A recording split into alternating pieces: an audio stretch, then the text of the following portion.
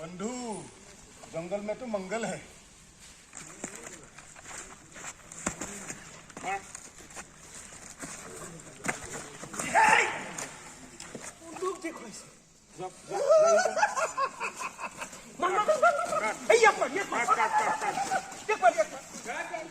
Check कर लो sir.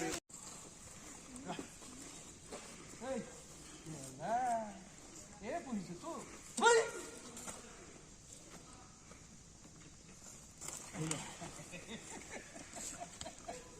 रुबा cut बस इधर वो घूमी गया ना मैं भी गया।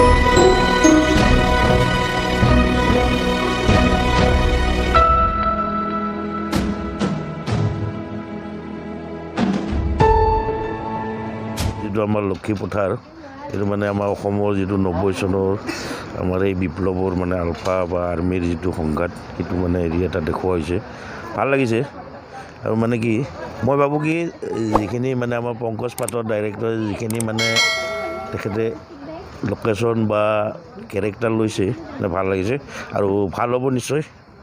कोई भी आप फिल्म उठा लीजिए तो उसकी जो बारीकियाँ होती हैं वो किसी भी कमर्शियल सिनेमा से ज़्यादा गंभीर होती हैं। सो playing a lead in this script it is a